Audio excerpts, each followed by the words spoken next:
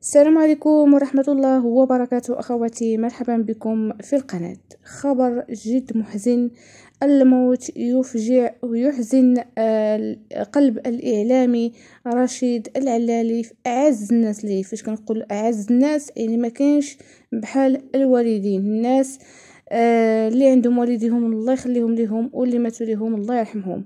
اليوم في الصباح كيتلقى رشيد العلالي واحد الخبر اللي جد محزن، عاجل وفاة أب المنشط الإعلامي رشيد العلالي صبيحة يومه الخميس بإحدى المصحات الخاصة بالدار البيضاء إثر مضاعفات حادثة سير تعرض لها قبل يومين. إن لله وإنا إليه راجعون. كما شفتوا أن الأب ديالو وقعت له حادثة سير هذه تقريبا مدة يومين، وهو الأب ديالو في المستشفى.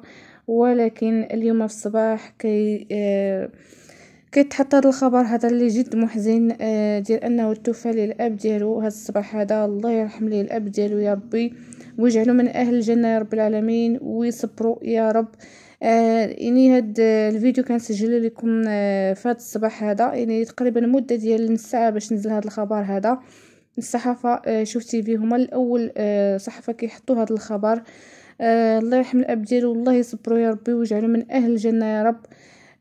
ما كاينش شي حاجه اللي تقدر ان الوالدين، شي حاجه اللي ما كتعوضش. شي كلمات اللي نقدروا نقولوهم هي انه الله يصبروا ويبدل محبته بالصبر، لان فراق الوالدين صعيب بزاف. بحال الفنان مصطفى الزعري اللي توفى والبارح، واللي الابن ديالو مسكين ما قدرش يصبر على فراق الاب ديالو.